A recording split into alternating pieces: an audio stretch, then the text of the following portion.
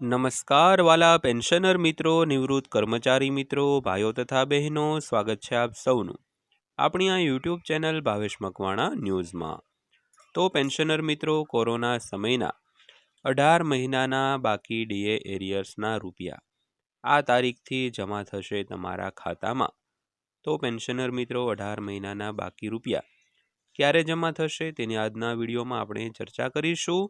તો દરેક પેન્શનર મિત્રો થોડોક સમય કાઢી વિડીયો ખાસ જોઈ લેજો, કારણ કે આજની આ માહિતી તમારા માટે ખૂબ જ જાણવા જેવી છે, એટલે વિડીયો અંત સુધી નિહાળી। હજી સુધી જો આપણી આ ચેનલ તમે સબસ્ક્રાઈબ ન કરી હોય તો ડેઈલી આવી જ અપડેટો અને આવી જ માહિતીઓ મેળવવા માટે આપણી આ યુટ્યુબ ચેનલ અત્યારે જ સબસ્ક્રાઈબ કરી લેજો દોસ્તો। તો શરૂ કરીએ આજનો આ વિડીયો। તો સૌથી પહેલાં વાત કરીએ તો 8મા પગાર પંચના તાજા સમાચાર વિશે। તો all India NPS employees federation એ 8મા કેન્દ્રીય પગાર પંચને એક વિગતવાર મેમોરેન્ડમ સુપરત કર્યું છે, જેમાં કેન્દ્ર સરકારના કર્મચારીઓ અને પેન્શનરો માટે પગાર ભથ્થા અને લાભોનો સુધારો કરવાના હેતુથી અનેક માંગણીઓ રજૂ કરવામાં આવી છે દોસ્તો। તો 8મા પગાર પંચે તેના 8મા મહિનામાં પ્રવેશ કર્યો છે અને હાલમાં કર્મચારી સંગઠનો, યુનિયનો અને અન્ય હિસ્સેદારો સાથે પરામર્શ ચાલી રહ્યો છે।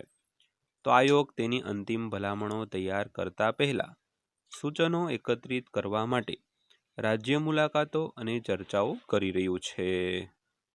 તો આ પેનલનું નેતૃત્વ સુપ્રીમ કોર્ટના ભૂતપૂર્વ ન્યાયાધીશ રંજના પ્રકાશ દેસાઈ કરી રહ્યા છે, જેમાં સભ્ય સચિવ તરીકે ભૂતપૂર્વ આઈએએસ અધિકારી પંકજ જૈન અને સભ્ય તરીકે પ્રોફેસર પુલક ઘોષ, જે કાર્યકાળના પ્રોફેસર અને વડાપ્રધાનની આર્થિક સલાહકાર પરિષદના સભ્ય તરીકે સામેલ છે। તો સરકારે ગયા વર્ષના અંતમાં કમિશનની સત્તાવાર સંદર્ભ શરતો બહાર પાડી હતી। ત્યારબાદ વાત કરીએ તો પગાર પંચ સમક્ષ રજૂ કરાયેલી મુખ્ય માંગણીઓ કઈ છે। તો all India NPS employees federation એ 8મા પગાર પંચને અનેક મુખ્ય દરખાસ્તો રજૂ કરી છે, જેમાં ઉચ્ચ હાઉસ રેન્ટ એલાઉન્સ, સુધારેલ ફિટમેન્ટ ફેક્ટર, ટ્રાન્સપોર્ટ એલાઉન્સમાં વધારો અને પગારમાં મોટો સુધારો સામેલ છે। તો ફેડરેશન દ્વારા એક્સ શ્રેણીના શહેરો માટે એચઆરએ દર 36%, વાય શ્રેણીના શહેરો માટે 24% અને ઝેડ શહેરોના શ્રેણી માટે 12%ની માંગ કરવામાં આવી છે। સાથે જ જ્યારે પણ મોંઘવારી ભથ્થું સુધારેલ હોય ત્યારે એચઆરએ વધારાની જોગવાઈ પણ કરવામાં આવી છે।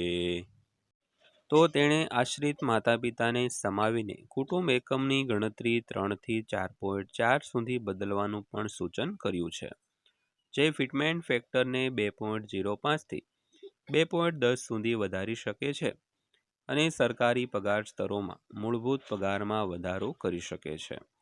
તો યુનિયને લેવલ 1 કર્મચારીઓ માટે દર મહિને લઘુત્તમ ₹9,000 ટ્રાન્સપોર્ટ એલાઉન્સનો પ્રસ્તાવ મૂક્યો છે। તો જો આ ભલામણો સ્વીકારવામાં આવે તો લેવલ 1 કેન્દ્રીય સરકારી કર્મચારીઓનો પગાર લગભગ ₹37,080 થી વધારીને ₹61,344 કરી શકે છે, જે 65%નો વધારો દર્શાવે છે। ત્યારબાદ વાત કરીએ તો 8મા પગાર પંચના તાજા સમાચાર। બેઠકો અને પરામર્શ ચાલુ છે। તો 8મા પગાર પંચે 15 જૂનના રોજ સૂચનો મેળવવા માટેનો સમયમર્યાદા બંધ કરી હતી, જ્યારે સંબંધિત ડેટા સબમિટ કરવાની અંતિમ તારીખ 30 જૂનના રોજ સમાપ્ત થઈ ગઈ હતી। તો દર 10 વર્ષે રચાયેલ આ કમિશન 2027 સુધીમાં તેની ભલામણો સુપરત કરે તેવી અપેક્ષા છે।